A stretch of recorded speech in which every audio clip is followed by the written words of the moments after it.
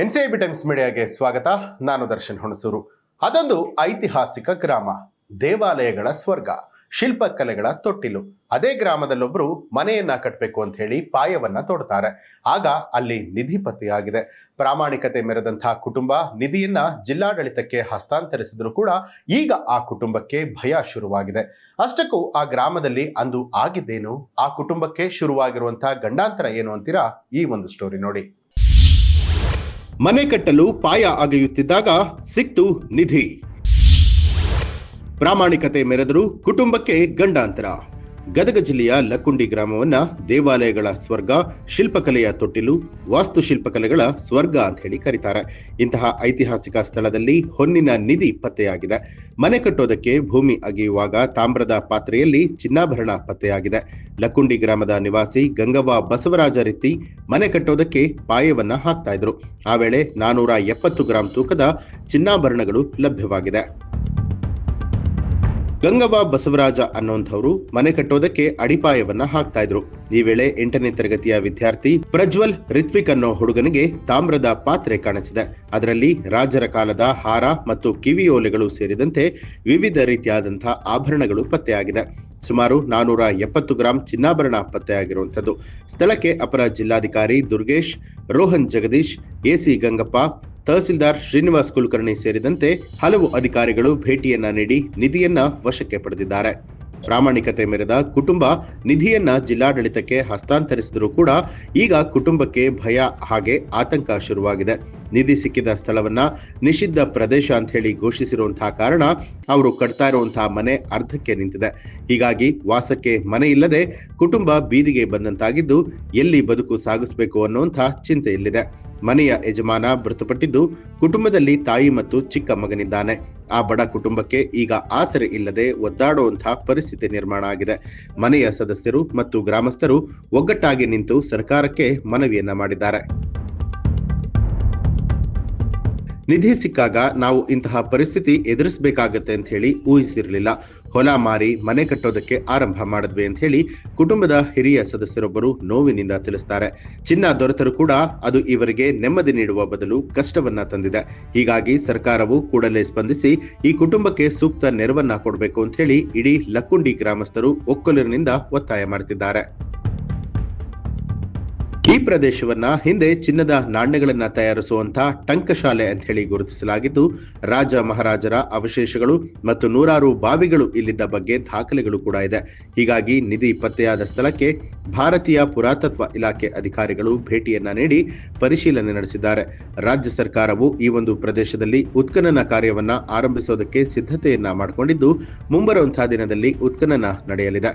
ಇದರಿಂದ ಗ್ರಾಮದ ಇತಿಹಾಸದ ಕುರಿತು ಇನ್ನಷ್ಟು ಮಹತ್ವದ ಅಂಶಗಳು ಹೊರಗಡೆ ಬರುತ್ತೆ. ಸರ್, ಹಲೋ ಸರ್, ಒಂದು 800 ಗ್ರಾಮ್ ಆಗ್ಬೋದ್ರಿ? ಹ್ಞೂ ಸರ್, ಹ್ಞೂ ಸರ್.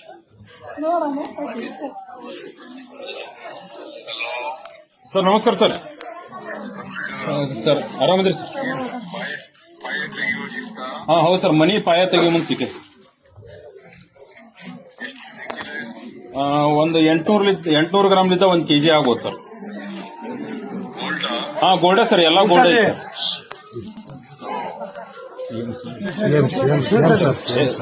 SP ಸಾಹೇಬ್ರು ನಾವು ಕುಡಿಯೋದೀವಿ ಸರ್. SP ಅವರು ಬಂದಾರ ಸರ್ ಈಗ ಜಸ್ಟ್.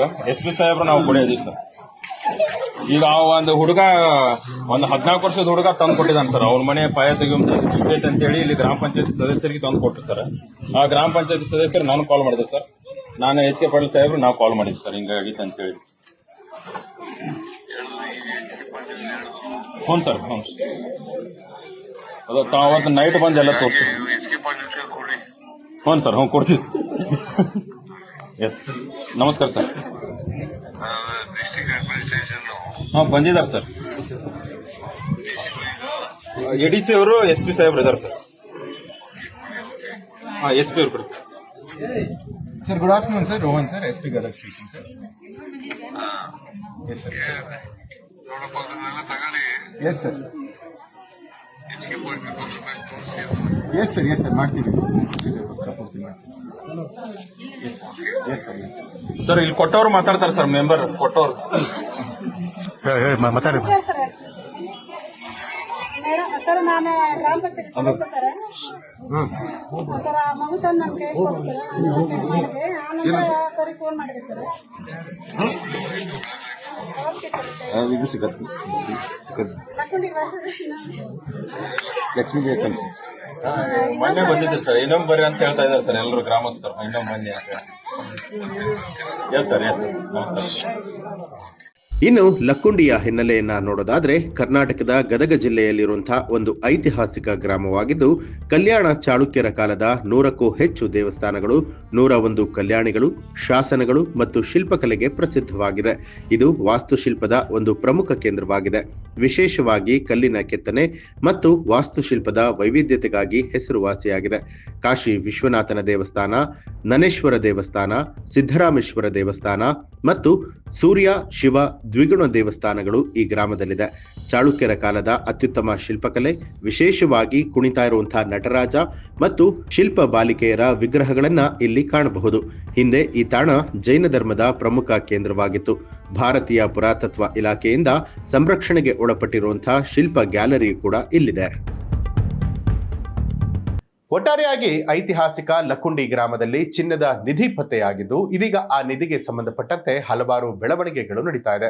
ಭಾರತೀಯ ಪುರಾತತ್ವ ಇಲಾಖೆ ಅಧಿಕಾರಿಗಳು ಭೇಟಿ ನೀಡಿ ಪರಿಶೀಲನೆ ನಡೆಸಿದ್ದು ಇನ್ನಷ್ಟು ಉತ್ಖನನ ನಡಿಬೇಕು ಅಂತ ಹೇಳ್ತಿದ್ದಾರೆ. ಆದ್ರೆ ನಿಧಿ ಸಿಕ್ಕ ಜಾಗದಲ್ಲಿರುವಂತಹ ಮನೆಯವರ ಸ್ಥಿತಿ ಮುಂದೇನು ಅನ್ನುವಂಥದ್ದು ಬಹಳ ದೊಡ್ಡ ಪ್ರಶ್ನೆ ಆಗಿರುವಂಥದ್ದು. ಈ ಒಂದು ಮಾಹಿತಿಗೆ ಸಂಬಂಧಪಟ್ಟ ಹಾಗೆ ನಿಮ್ಮ ಅನಿಸಿಕೆ ಅಭಿಪ್ರಾಯವನ್ನ ಕಮೆಂಟ್ ಮಾಡಿ. ಹಾಗೆ ನೀವಿನ್ನೂ ಕೂಡ ನಮ್ಮ ಚಾನಲ್ ಅನ್ನ ಸಬ್ಸ್ಕ್ರೈಬ್ ಮಾಡಿಲ್ಲ ಅನ್ನುವಂಥದ್ದಾದ್ರೆ ಈಗಲೇ ಸಬ್ಸ್ಕ್ರೈಬ್ ಮಾಡಿ, ಬೆಲ್ ಐಕಾನ್ ಒತ್ತಿ.